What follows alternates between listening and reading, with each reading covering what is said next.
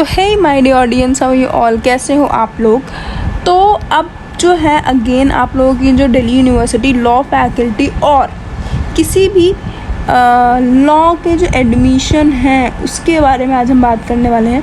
CUET PG 2022-23 sorry, उसका जो result है वो आउट हो चुका है। आंसर की भी आप लोगों को मिल चुकी है। तो सारी चीज़ें जो भी आनी थी वो सब आ चुकी हैं। अब जो क्वेश्चन उठता है वो है कट ऑफ का, ठीक है, एडमिशन प्रोसेस का और आप लोगों के क्लासेस का। ये 3-4 जो क्वेश्चन हैं अब आप सबके माइंड में आ रहे हैं। तो सबसे पहले तो हम कट ऑफ के बारे में बात करेंगे। आज इस वीडियो में हम बात करने वाले हैं कट ऑफ के बारे में, ठीक है, क्योंकि रिज़ल्ट रिलीज़ हो गया है। तो अब हमें ये पता है कि जब रिज़ल्ट आ चुका है तो कट ऑफ भी आने की बहुत जल्दी ही पॉसिबिलिटी बनती है। कट ऑफ आने के बाद साथ साथ आपको पता चल जाएगा कि आपके एडमिशन प्रोसेस कैसे होगा और क्लासेस कैसे शुरू होंगी। इस पर्टिकुलर वीडियो में हम बात करेंगे DU LLB 2023 जो कि CUET PG के थ्रू हुआ था, ठीक है, इसके बारे में हम बात करने वाले हैं। और मैं बेसिकली दिल्ली यूनिवर्सिटी की ही कट ऑफ प्रिडिक्ट करने वाले हूँ, बिकॉज थोड़ा सा अच्छा अंडरस्टैंडिंग है रिगार्डिंग DU, क्योंकि DU में ही हम पढ़ते हैं। तो इसलिए अब हम आज बात करने वाले हैं कि कितने मार्क्स पर आपको दिल्ली यूनिवर्सिटी में एडमिशन मिलने की पॉसिबिलिटी है। ओके, अगेन ये प्रेडिक्शन है, कुछ भी हो सकता है। ये जो कट ऑफ मैं आपको अभी बताने वाली हूँ ये ठीक भी हो सकती है, नहीं भी हो सकती है, ठीक है, क्योंकि किसी को नहीं पता है कि क्या कट ऑफ आने वाला है। जब तक हम DUET PG की बात कर रहे थे, DUET PG की बात करते हैं, तब तक हम कुछ हद तक मतलब 60 to 70% हम जो कट ऑफ प्रेडिक्शन होती है वो सही होती है। कई बार 80 भी पहुंच जाती है और कई बार तो यार जो बोला जाता है वही आ जाती है। बट हम इतने तक अपनी प्रेडिक्शन कर सकते हैं। जैसे ही इस बार का सिलेबस और पैटर्न चेंज हुआ, अब जो है हर चीज़ न्यू है। बहुत ही कम लोग हैं जो इस बार सही से बता पाएंगे आपको। तो आई एम ओनली ट्राइंग, उसके अलावा कुछ नहीं है, सिर्फ प्रेडिक्शन है ये। जो मुझे लगता है वो किस तरीके से आपका होने वाला है, जो आपका कट ऑफ है वो कैसे आने वाली है, वो उसके बारे में बात करने वाले हैं। आप लोगों का रिज़ल्ट रिलीज़ हो चुका है, ठीक है, तो आई होप आप सब ने अपना रिज़ल्ट देख लिया होगा कि कितने नंबर कैसे किसके बने हैं। अब जो ड्रॉप क्वेश्चन वाला जो आंसर होता है या फिर आपके गलत सही वाला जो आंसर होता है उसके बारे में बात करें तो ये अब तक आपको पता ही चल चुका है कि अगर आप कोई क्वेश्चन ड्रॉप हुआ या फिर हटा है, 4 मार्क का अगर वो क्वेश्चन है, तो सब बच्चों को, चाहे आपने अटेम्प्ट किया है चाहे नहीं किया है, कोई मैटर नहीं करता, सबको 4 नंबर मिलेंगे। ये वाला ड्रॉप क्वेश्चन का काउंट पॉइंट था, ठीक है। जो भी आई गेस 2 या 3 क्वेश्चन ड्रॉप हुए हैं जो अब मतलब उनके नंबर सबको मिलने वाले हैं, तो उसकी टेंशन की बात नहीं है, ठीक है। आते हैं मेन मुद्दे पर जिसके लिए ये वीडियो बनाई जा रही है, क्योंकि और तो कुछ है ही नहीं मेरे को बताने के लिए आप लोगों को। तो हमसे बात करने वाले हैं कट ऑफ के बारे में, जो कि हर बार हम ये देखते थे कि हर बार हम प्रीवियस ईयर ही कट ऑफ्स को एनालाइज करके यहाँ पर देखते थे कि क्या क्या कट ऑफ हमारी बन सकती है। बट इस बार मैंने आपको डायरेक्टली यहाँ पर लिख दिया है। आप ये देख के अपने आप को, मतलब आपके मार्क्स कहाँ फॉल कर रहे हैं उसके अकॉर्डिंग आप देख सकते हो। अगर मैं जनरल कैटेगरी की बात करूँ तो 250 प्लस मार्क्स 250 प्लस जो मार्क्स हैं उन बच्चों का एडमिशन जनरल कैटेगरी में होने की पॉसिबिलिटी है, ठीक है। ज़्यादा भी हो सकता है, कम भी हो सकता है, अगेन प्रोडक्शन है तो कुछ भी हो सकता है। अगर मैं बात करूँ 250 मैं क्यों बोल रही हूँ, क्योंकि लास्ट टाइम अगर हम बात करते हैं, लास्ट टाइम में कंपेयर करने का यहाँ पर कोई भी लॉजिक नहीं है, बट फिर भी हम करेंगे। क्योंकि लास्ट टाइम वाला जो एकदम अचानक से जो DU की कट ऑफ इंक्रीज़ हो गई थी जिसका किसी को अंदाज़ा नहीं था, सब 32-40 के बीच में चल रहे थे, बट बहुत ज़्यादा ही शूटअप हो गई थी लास्ट टाइम आपकी कट ऑफ। तो उस चीज़ को माइंड में रखते हुए अगर हम इस बार के बारे में बात करें तो 250 is safest score for general category student, ठीक है।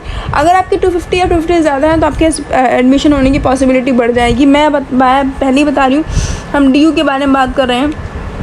BHU और अदर जो आपके 3 ईयर लॉ एंट्रेंस एग्ज़ाम है जो CUET PG के अंदर कंडक्ट हुए हैं, उनके बारे में मुझे एसेट नॉलेज नहीं है। तो DU वाले बच्चे जो DU को टारगेट करके चल रहे हैं उनके लिए है ये DU। और एक और चीज़, DU में जो भी एडमिशन प्रोसेस है वो आई गेस स्टार्ट हो जाएगा विदिन अ वीक, इस वीक में, या फिर max to max next week चला जाएगा। उससे ज़्यादा लेट आपका DU का एग्ज़ाम नहीं होने वाला है, सॉरी DU का जो एडमिशन है वो नहीं होने वाला है। क्योंकि अगर हम देखें तो हमारा जो एकेडमिक कैलेंडर है वो भी रिलीज़ हो चुका है, तो उस अकॉर्डिंग में क्लासेस भी लगने वाली हैं। एकेडमिक कैलेंडर हाँ वो रिलीज़ हो चुका है और अकॉर्डिंग में भी क्लास भी लगने वाली है।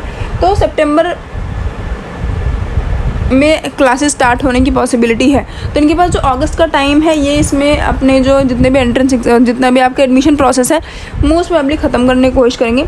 उसके बाद आते हैं कट ऑफ वाले पॉइंट पर। तो EWS कैटेगरी का 230, ठीक है।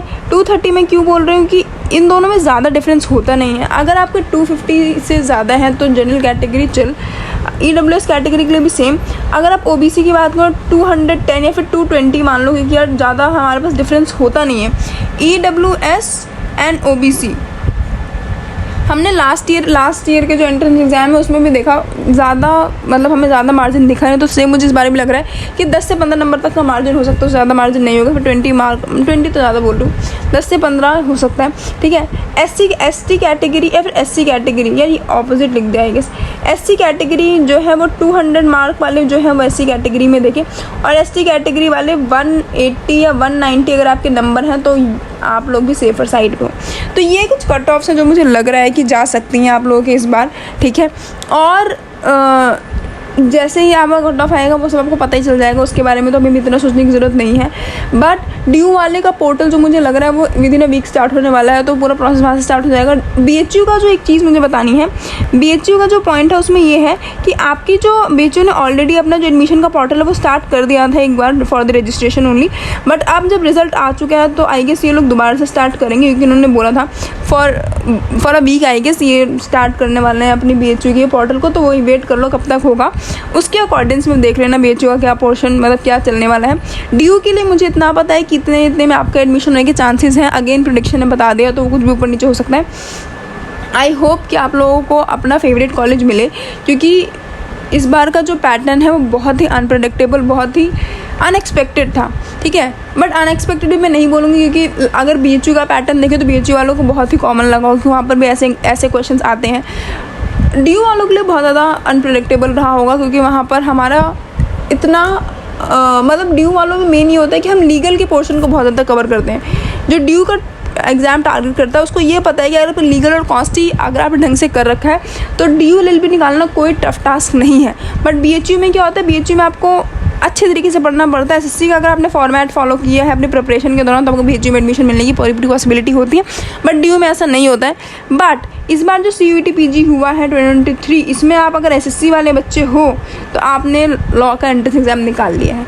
ये वाला टाइम वो भी चल रहा है, पता नहीं क्यों लॉ के एंट्रेंस एग्ज़ाम में लॉ के क्वेश्चन नहीं पूछे गए, बट अब हम उसके लिए कुछ नहीं कर सकते, देखना ही पड़ेगा। ओके, सो आई होप ये जो कट ऑफ है इसके अंदर आपको मार्क्स फॉल कर रहे हैं, इसे कम कर रहे हैं तो टेंशन नहीं लो, कुछ भी हो सकता है, कोई भी कट ऑफ ऊपर नीचे हो सकती है। इससे कम अगर कर रहे हैं तो फिर मैं बोलूँगी कट ऑफ का वेट करो, और जिनके भी कम हो रहे हैं मैं बोलूँगी और अल्टरनेटिव कॉलेजेस देख लो अगर आपको ड्रॉप ईयर नहीं लेना है तो। और प्रेफरेबली आप ड्रॉप ईयर मत लो, क्योंकि ड्रॉप ईयर का कोई लॉजिक नहीं बनता है, मेरे को ऐसा लगता है। अगेन अगर आपको लगता है कि नहीं DU BHU ऐसे कॉलेजेस लेने तो आप ले सकते हो, बट अगर आपको लगता है कि यार टाइम वेस्ट करने ज़्यादा बेटर, मेरे अकॉर्डिंग में टाइम वेस्ट करने ज़्यादा बेटर है कि आप पढ़ाई करो, ठीक है, और वो आप दूसरे कॉलेज में एडमिशन ले लो, क्योंकि पढ़ाई तो आपको DU में भी उतनी ही करनी पड़ती जितनी आपको बाहर करनी पड़ती है। बस फैकल्टी थोड़ी सी अच्छी है, ठीक है, वो एक प्लस पॉइंट है क्योंकि वो DU है।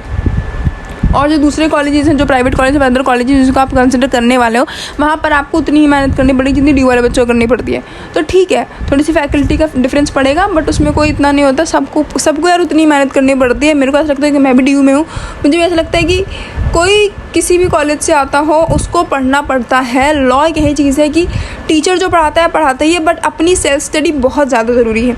तो वही चीज़ मैं आपको बोलूँगी, अगर आपको लगता है कि आप ड्रॉप ईयर लेना चाहते हो, अगर आपको लग रहा है कि नहीं होगा, एडमिशन बहुत ही कम नंबर है, इस कैटेगरी में मैं फॉलो नहीं कर रही हूँ, तो सिचुएशन में आप अगर ड्रॉप ईयर ले सकते हो तो ले लो, नहीं ले सकते या फिर आप कन्फ्यूजन में हो तो मेरे मानो तो ड्रॉप ईयर मत लो, ठीक है।